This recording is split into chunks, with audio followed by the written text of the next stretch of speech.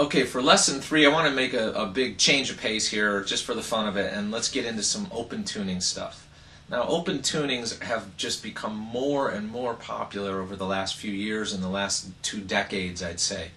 A lot of tunings are driven by, I'd say, modern rock guys, really, playing all kinds of things, and they just want to sound different than everybody that came before them, and so they're just exploring the instrument.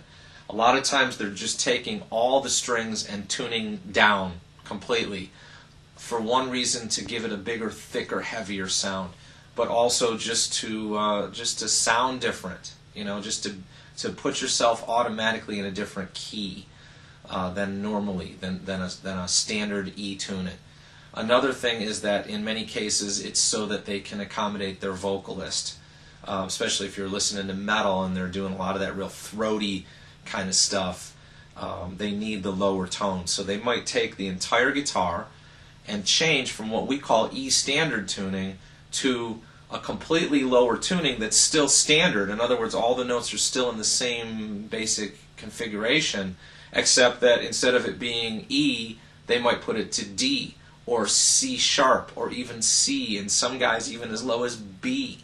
Now by the time you get into that realm, your strings are getting real floppy, so what they do is they use thicker strings. So they might end up having like a 56 on their low E string to accommodate the slack in the string.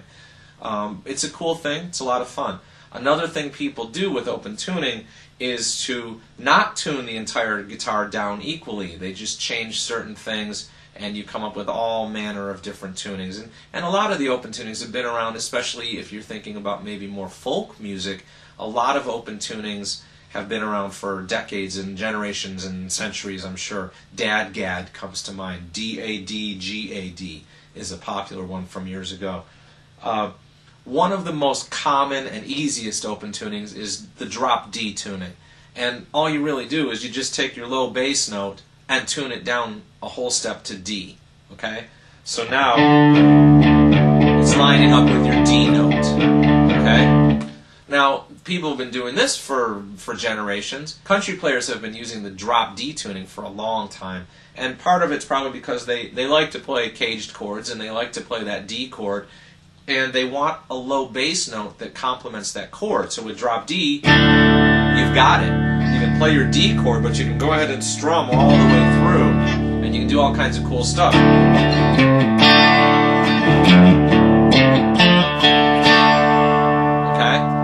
So there's an example of how you might fool around with a D chord, caged D chord, in an open tuning, in a drop D tuning.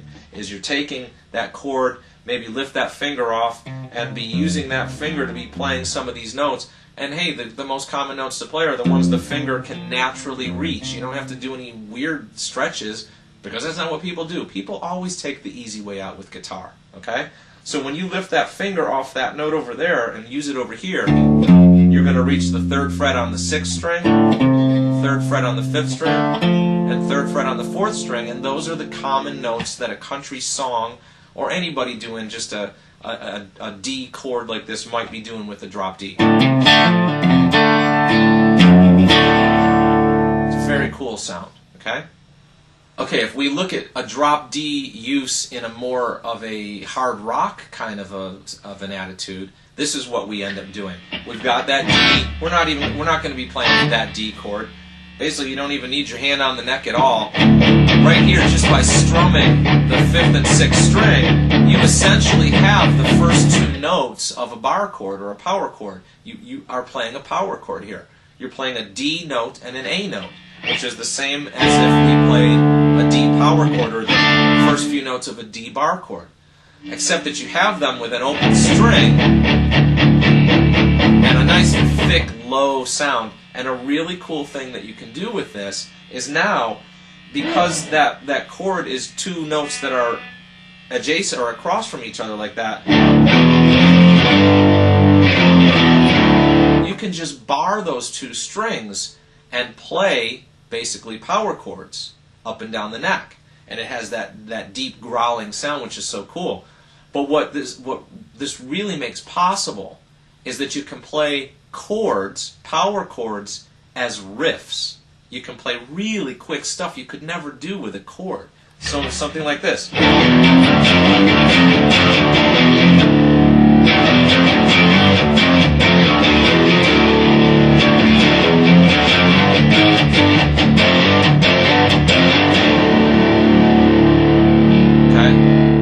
Have all kinds of fun making up cool riffs with the drop D tuning like that and just sliding your finger around. Sometimes when I do that I use just the first finger and I just slide it up and down. Sometimes I put other fingers into the riff, you know, whatever the mood strikes me to do. But have some fun with that. Fool around with that a bunch. Okay? One final element that I want to talk to you about drop D tuning, and especially again if you're working on this kind of stuff. Again, a lot of hard rock and metal guys in the current age are using a drop D tuning and fooling around with that.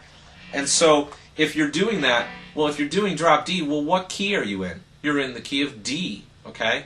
And so, if the song is a drop D tuning song, and maybe it's got some of that heavy riff stuff going on, but then all of a sudden they go to the guitar solo, or maybe it's just a sort of a guitar melody that's playing, well, where is it going to be on the fretboard?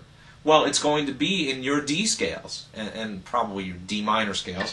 And so there's two very common places that you'll find the riffs or the solos in a drop D song. The first place is at the 5th fret, okay? And really what we've got here is, if we go back to our pentatonic scale lessons, this is pattern number 4, okay? If I was playing in the key of D minor, my 4th pattern would start out on the 5th fret here. Now I'm in a drop D tuning, so the notes won't sound right. The real notes will sound like that, but the fingering would be here. So we'll avoid that string when we go to play the riff in the drop D song. We'll just go ahead and start here on the D root note, and we'll go like this.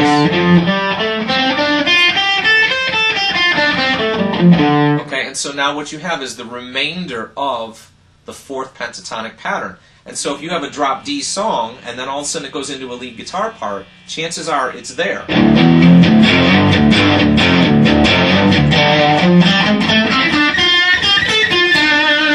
Okay? One other place that you might find it, of course, would be in the main pentatonic pattern. And in the key of D, that means we're way up at the 10th fret. Okay? And so you might have that drop D thing going on.